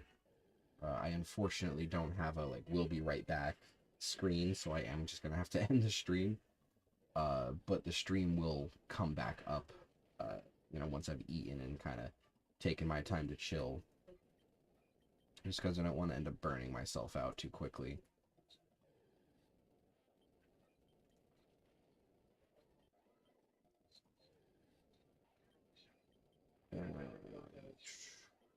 Thankfully, I'm almost there. Almost to level 31.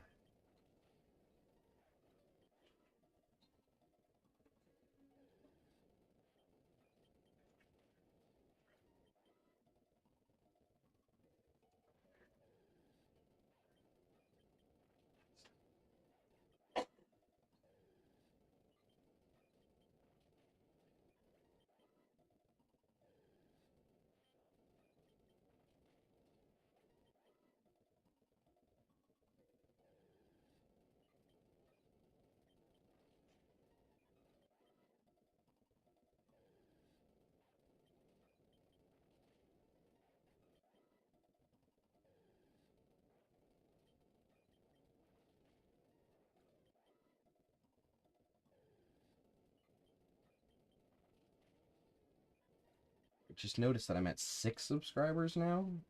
Don't know who the 6th one is, but hey, thank you for subscribing, whoever you may be.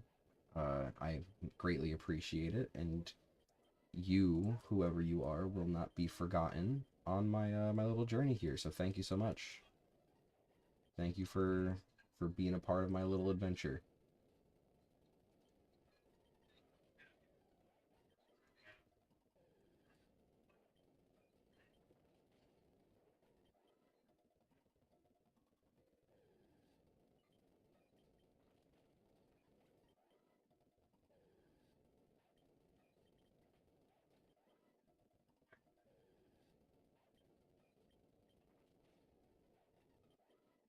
Okay. We're nearing level 31.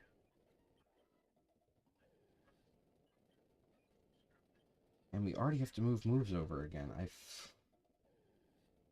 I think that's my least favorite part, is the shuffling of the moves. Just so that way I can just rapid press the A button and not have to worry about any other inputs as often as possible. Well, that and the static that usually ends up coming from these Pikachus. But thankfully I'm not fighting a whole lot of them, so that's kind of like a moot point.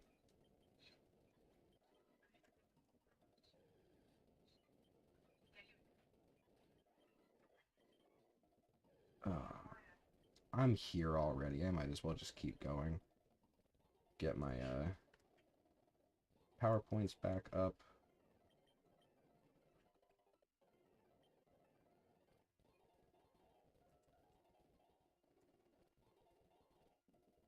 Alright. I lied. We're gonna go to level 32.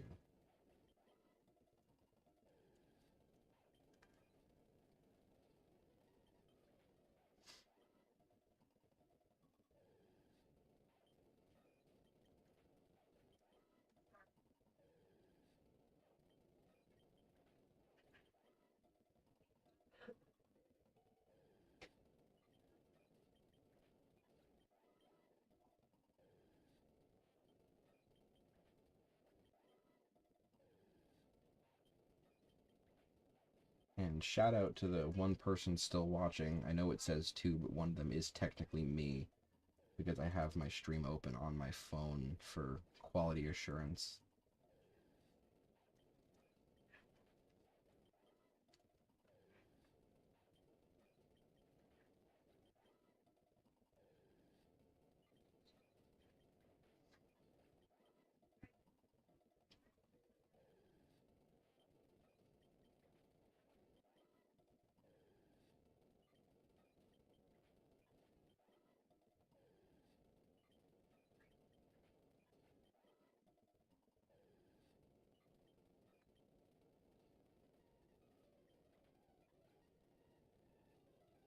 Well, they've added a lot of emojis to the YouTube chat here. Never noticed that. You can tell I don't look at a lot of live streams on YouTube very often. I am thinking about maybe trying to do Twitch primarily, just because I know I can actually get monetized way more easily compared to other servers or services. Because YouTube, I have to meet like milestones, which I still intend to like do content for YouTube, but I know like monetization is going to becoming like much further down the line comparatively.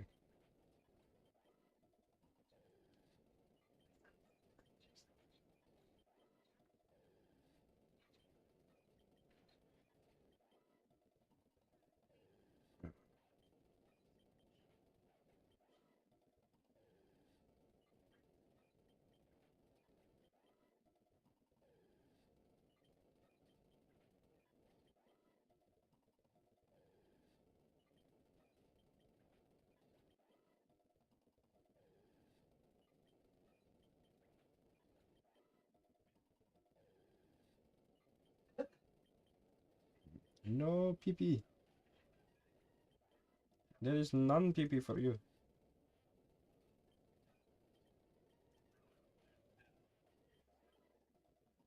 Alright, well, that was kind of lucky. Level 6 Metapod and a level 5 Metapod.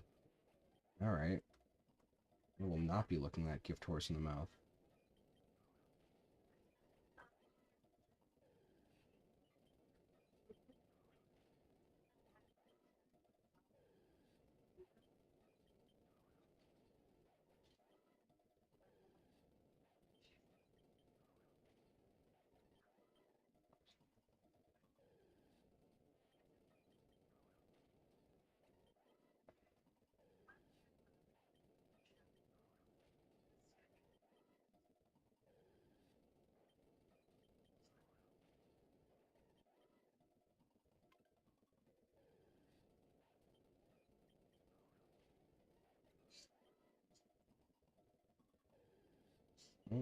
Fiance is typing. Let's see what she says.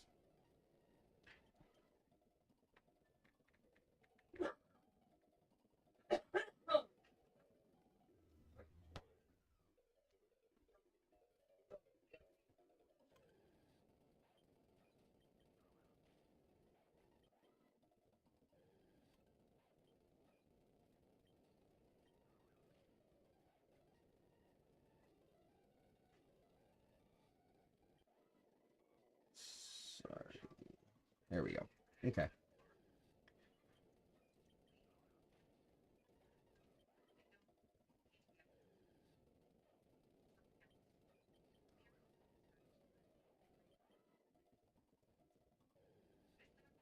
Alright. Level 32 is beckoning to me. It's almost there.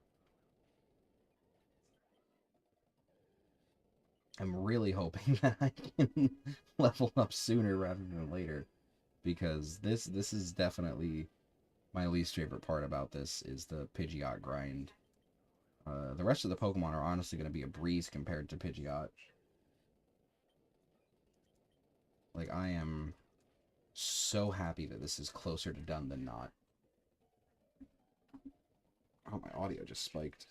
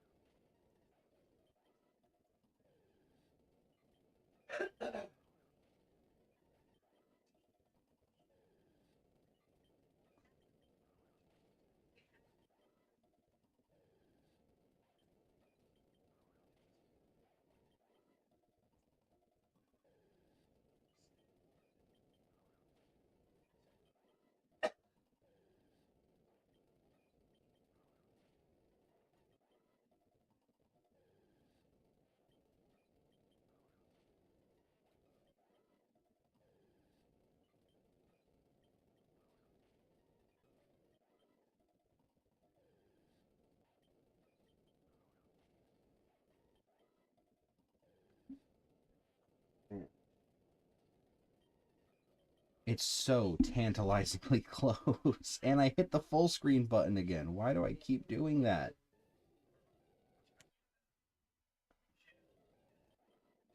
Oh my god. See, this is another reason why I need a functioning controller setup, so I don't actually hit the fucking button over and over again.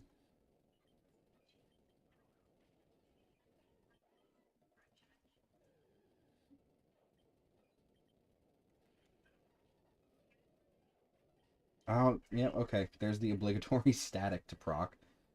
Well, thankfully, even with paralysis, I still outspeed literally everything.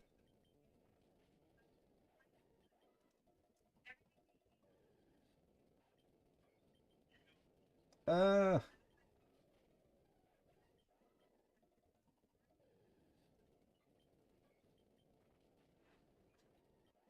Okay. Just a few more Pokemon down.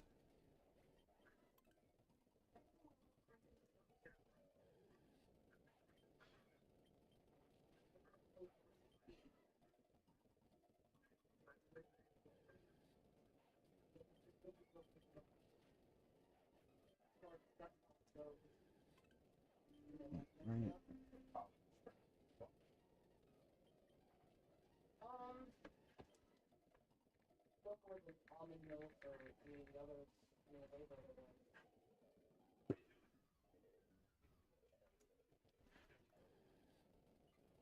Wow, talk about new high heights. 5 viewers. That's a new one.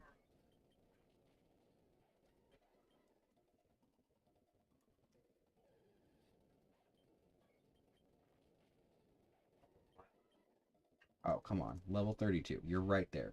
You're right there. Just one more. There we go. Alright.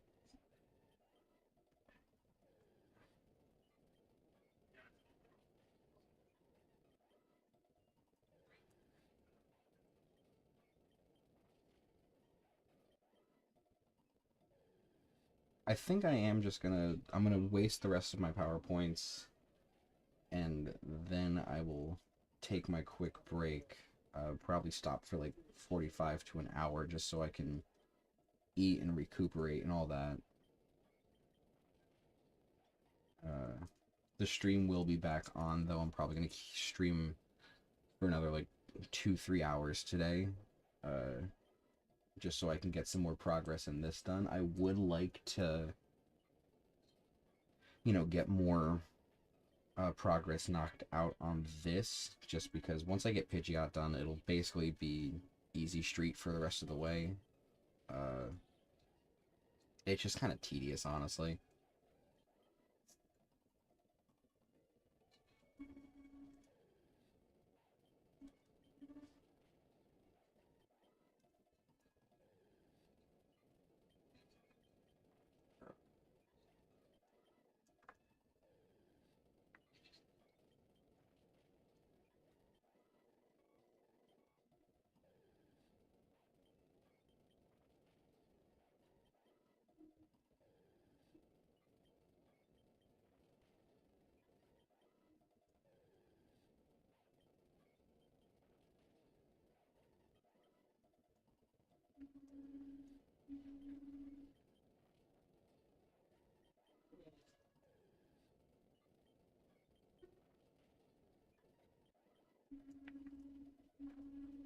I got my cat wandering around right now. Hi, buddy. Hello. Yes, hi. Oh, no, you can't. You can't come over this way. No. This is not a free space for you to jump up on top of.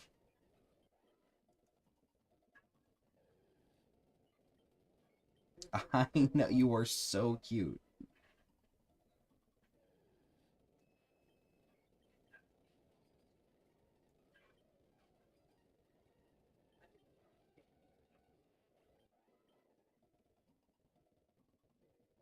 Yes, hello, sir. You are very needy.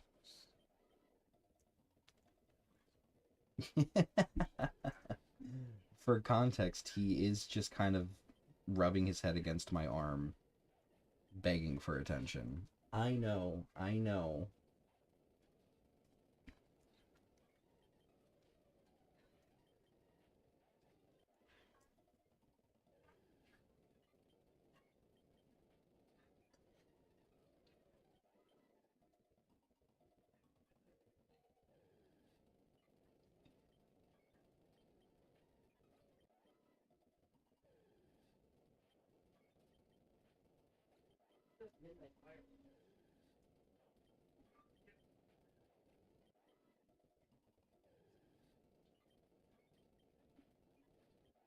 He said something that rocked his mind. Maybe you didn't do it at midnight instead of.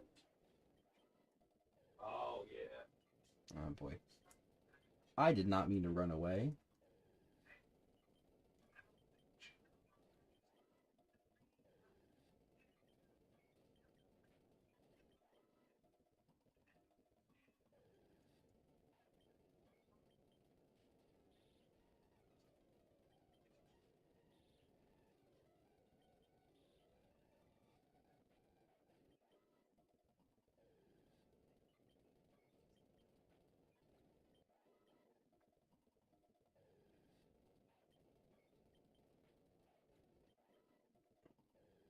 Almost fully exhausted tackle.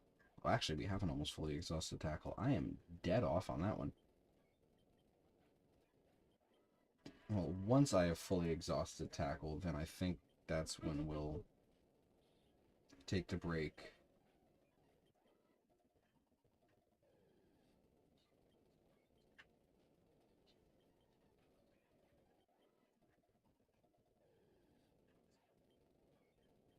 Alright. So did everyone have a enjoyable April Fool's yesterday? I know I did. It was actually cool. Shout out to Lore Dump, fantastic channel, run by Monty Xander, a phenomenal YouTuber who does great video game analysis videos. He had a show with his friend where they just talked about the lore of video games, and then that show branched off into its own channel. So now it's him and then his friends Chase and Neil, and they just talk about the lore of video games. They release one new video basically every month, the first of the month. Though in certain instances, if it's like a big video, they break it up into parts. So they did the first part of Yakuza 4 yesterday. Very exciting because they're going to be doing a new Yakuza video for every Monday in April. So we're getting 4 videos in total for the month of April. And then I don't know what's coming next in terms of series. I know that they are also doing the Spider-Man series right now. So maybe Spider-Man 2 comes out in May. Because they just did the DLC for like the Lake House DLC for Alan Wake 2, which was another one I was looking forward to hearing them do. So maybe Spider-Man 2 is in May, or maybe it's just more Yakuza. I don't know what other series they have planned right now. Because I found them from Kingdom Hearts, and then I got the rest of their content later.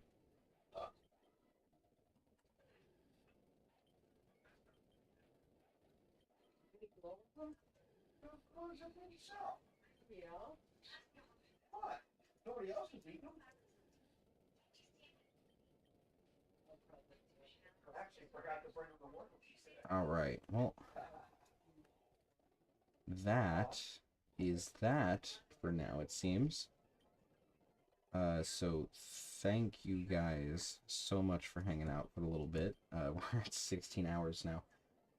Sorry for the person who just jumped in and then left.